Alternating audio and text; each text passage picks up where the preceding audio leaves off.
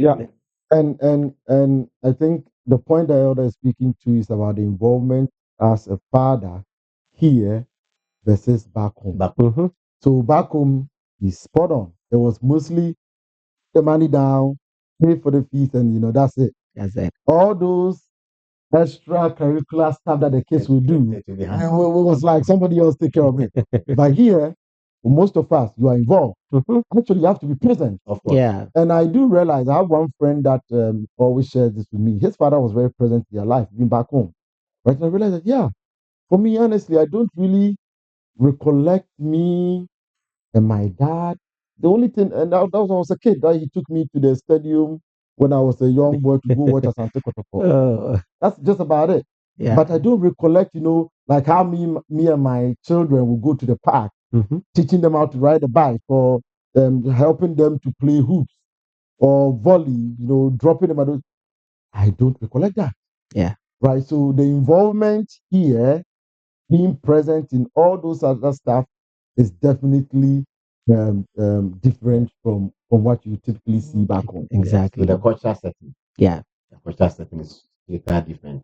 Now, back home, your kids, you can have that control. Mhm. They are programmable. Here, go and try.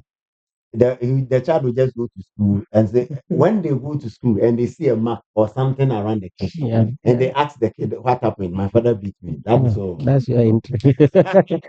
So, on alone, that control of Yeah. the control you have over your kid, it's a bit different. It's the culture shock. That one is totally different. Oh yeah. Seriously, Yeah. serious. I So my recall. kid will tell me, Daddy, you are nice in Ghana. Here you are not too, like, exactly. It So, happens. exactly. Yeah, and I think when you mentioned to Elder about the emotional intelligence and stuff, I think again, as a man, as a person, an immigrant coming into this culture, um, it is different, and you have to realize that and then change.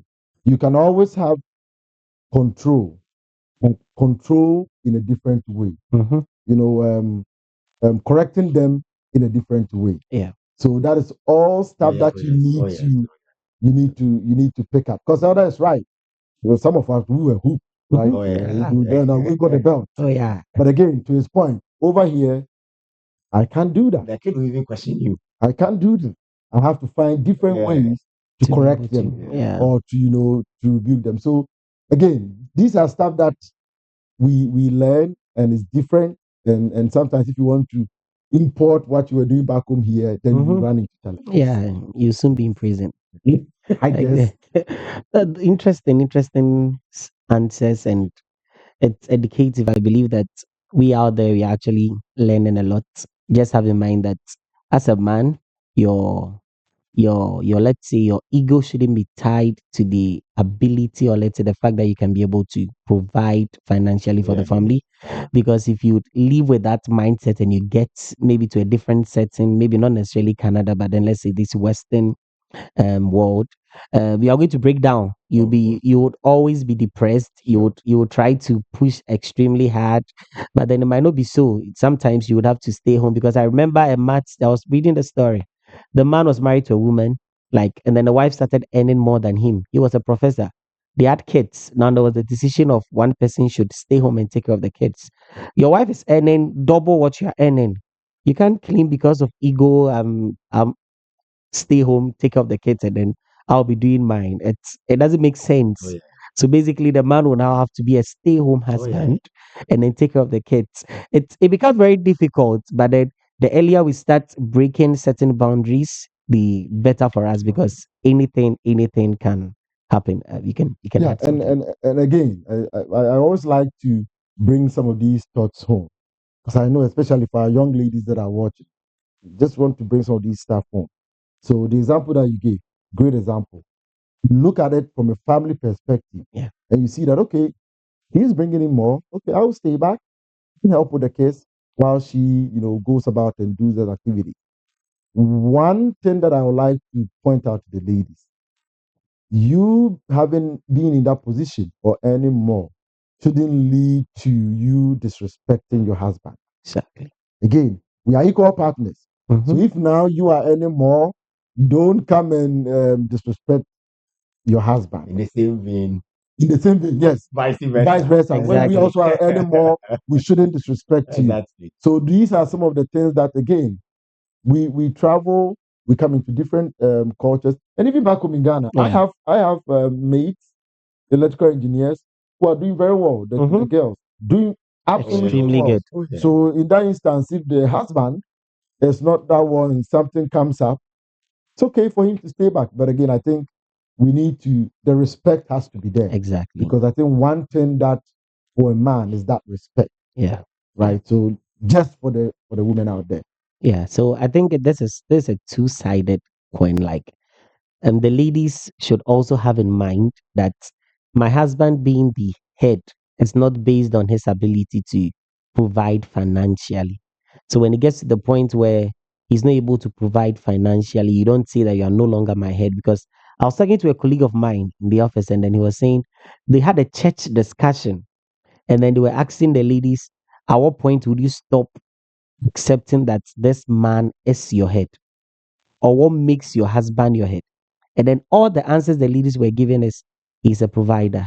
He provides, he gives money, he does this. Then someone asked the question, would you still honor him? The same meal you are giving to him, the same respect you are giving to him, would you still give that respect when he's no longer providing? We're surprised that Christian ladies were saying no.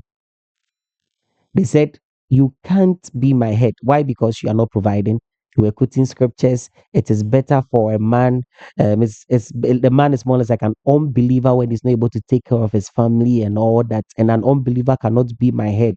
I refuse it and I reject it. So I think that this is a two-sided coin. Yeah. When the man is having and is providing, don't tie your manhood, or let's say your being a man, to that. And a lady too, don't tie that to the financial obligations, that it gets to a point when they are not able to provide, it means you wouldn't respect them again. I would quickly go to the last question, maybe things could pop up, but then this would be our last question. So we hear guys saying, what do ladies bring to the table? What do women bring to the Bring to table? the table. Oh, We are men. oh yeah. We are having our roles. Ladies are having their roles.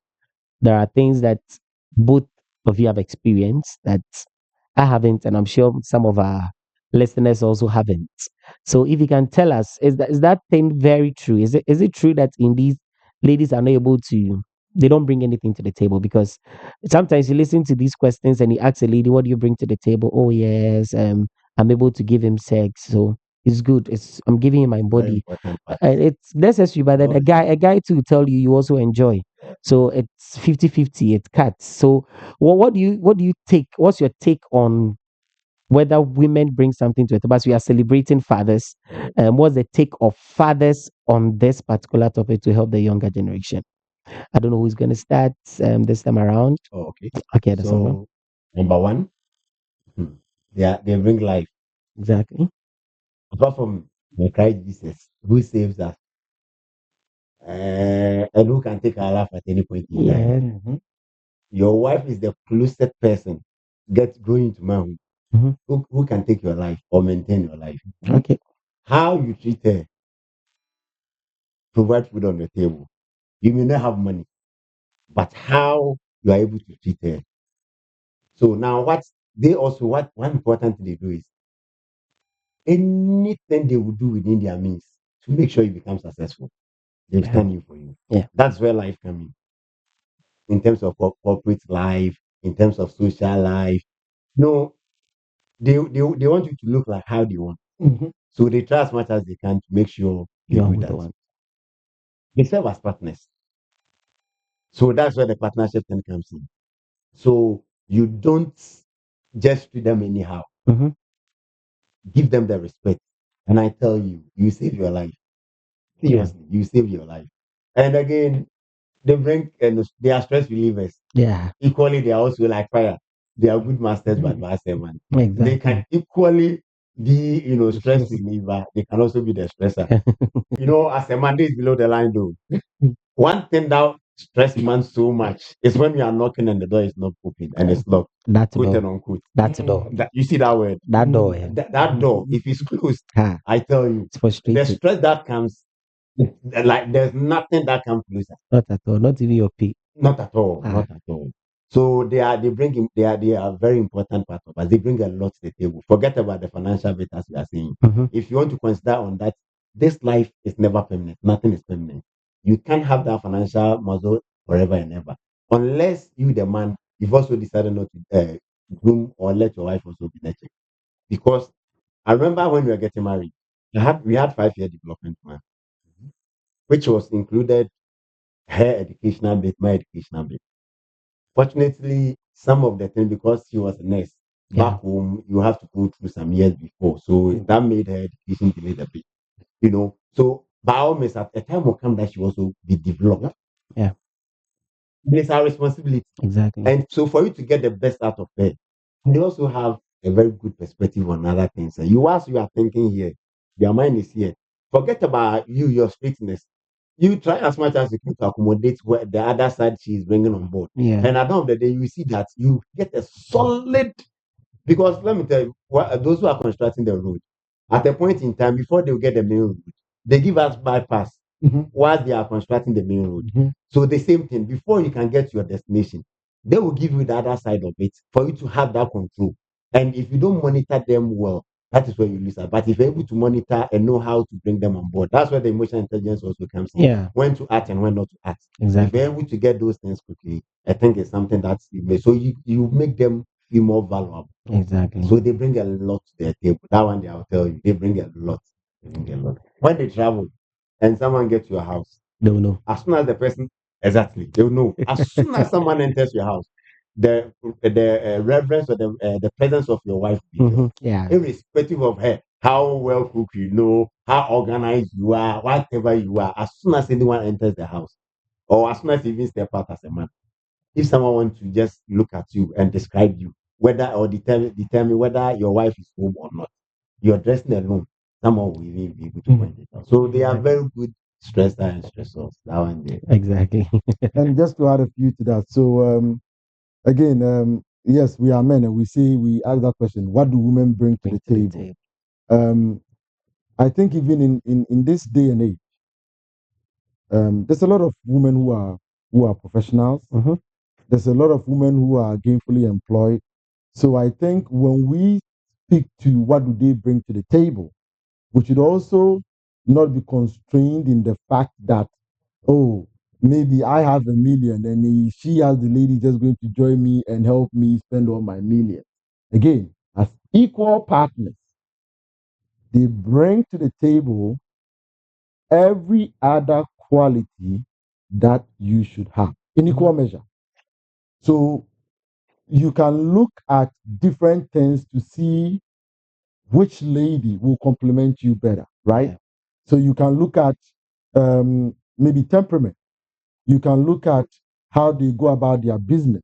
Yeah. You can look at their nurturing spirit, Yeah. right? So there's so much that they bring aside the job aspect. In that again, nowadays a lot of the women are gainfully employed. Exactly. So I think the bring to the table part, that conversation, we need to have it in a different light to recognize all these other qualities that we want.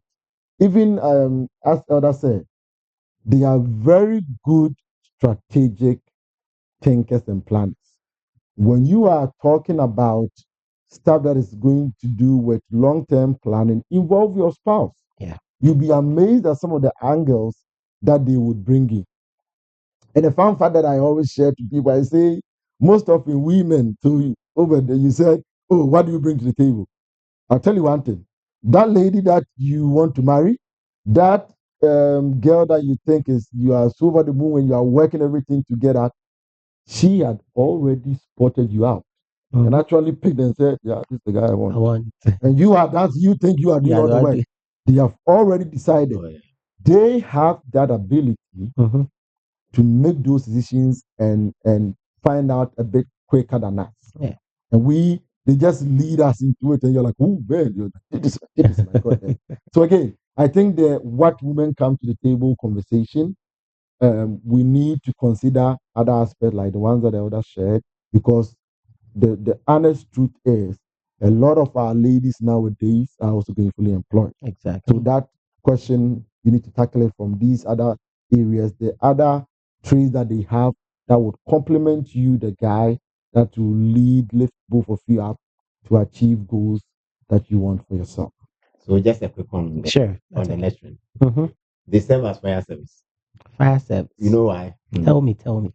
We go and do all our other things, other side of life, or you just go and mess up. They will come and clean the mess for you. Those of us who are into church leadership, who are into corporate leadership and other things, especially Yeah. church, whenever we stand behind the pulpit, out of mind or out of excitement, you just speak anyhow. Yeah. Right from there, they will pick whilst you are there preaching or whilst you are there giving the announcement, whatever you are doing.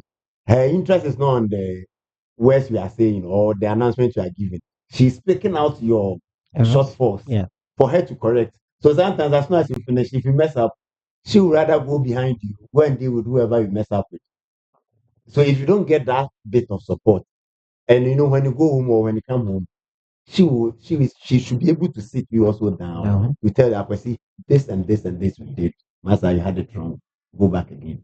Yeah. So at that point, whether your ego, irrespective of how your ego is, my friend, forget it. Yeah. You know. So they have that second eye over our activities and our drive. And then, and very true. So because whenever I was in, I just remembered. I'm like, yeah, let me go into Bible. There's a story like that. Abigail, Mhm. the neighbor, Yeah. very good firefighting lady. Yeah. She saw what the husband has done was wrong. Mhm. Again, the husband was rich, Oh, yeah. right? So you could have said, I'm the rich person. Who is this David? Blah blah blah. But the lady thought, no, my husband is treading on dangerous grounds, and went ahead to David to try and plead the case. Yeah. So again, the women, what they bring to the table, it shouldn't only be measured on, let's say, the ability to earn an income Yeah. or even the sex, That Yeah. didn't come in. or even the sex. But again, there's these attributes to them, which when you take the chance to look and then decide on, will elevate you even the man. Interesting. It's similar to how scriptures try to understand a man and a woman, and then says that a man is supposed to love the woman as Christ loves the church. And the angels were looking down when they were looking at the church, that is man, and they kept asking, what is man that you are so mindful of? It means that there is a tendency that you would look at man from God's perspective and you wonder, what does man add to God? In the same way, in our society, there's a tendency that somebody will look at the woman from outside and say, what is the woman adding to the man? But in the same way that the angels will never understand why God is so mindful about man, if you are not in there, you won't understand why men are so mindful about their wives, because there are so many things they are bringing to the table that is not quantified. We are limiting ourselves to things that can be quantified, things when it comes to finances, but there are things that weigh a lot more than finances when it comes to relationships. So thank you so much for the insight. We'll take your final thoughts quickly, like 30 seconds final thoughts, especially a counsel to the younger ones, because yes, we are all called fathers. Maybe a Father's Day, somehow try to say, oh, but happy Father's Day, but in actual sense, that father receptive thing will not be there, because in actual sense, I'm not really a father, but then because I'm a potential father, people say, so to the potential fathers out there, what is your counsel to them? What is this thing that probably you didn't hear during your time? Maybe your father didn't tell you that you can stand in that position as a father figure and then tell the younger generation. Yeah, no, I think my parting words again, because I like to play on this. Remember, a journey that is going to come with challenges, disagreements. So, to the guys out there that are in relationships, to the guys out there that are looking to take the next step and get married, bear that in mind. Bear in mind that you're going to have struggles, you're going to have challenges, you're going to disagree. But I always say that let not those points of disagreement turn into points of departure.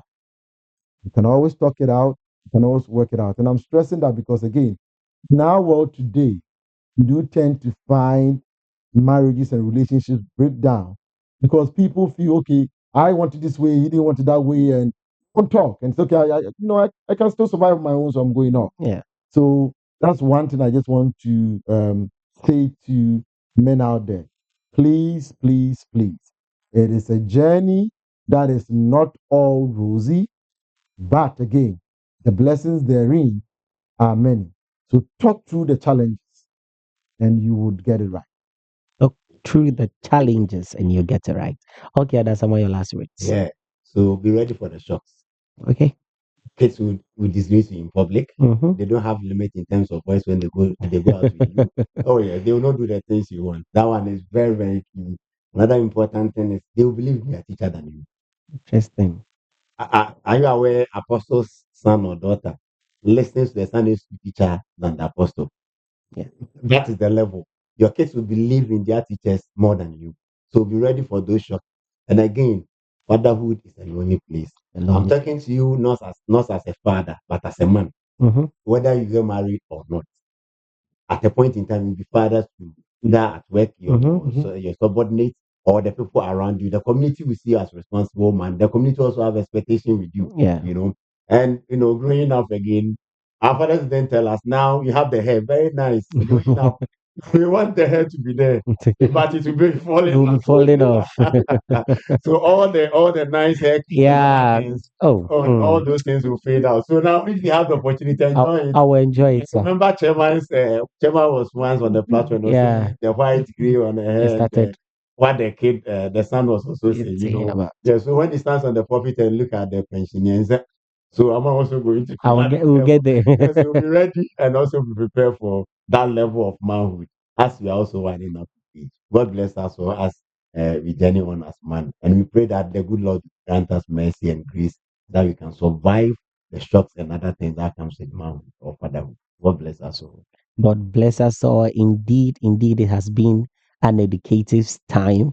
It has been a time to understand fatherhood, to understand being a man, and even to understand certain roles that females got to play in our lives. I believe that this is a mind shift. This is a thing that is going to shape our mindset and our consciousness. I pray and I believe that God is going to expose this thing to us very deeply so that we'll be able not to tie our egos to certain financial obligations, and that we should understand that we are co-equals. We are both partners in the marriage, and that as a man, make sure you talk through all your challenges and then it shall end well. Once again, I am your host, Obed Kwesi Kwabena Teisapo. Until we meet again, shalom, peace.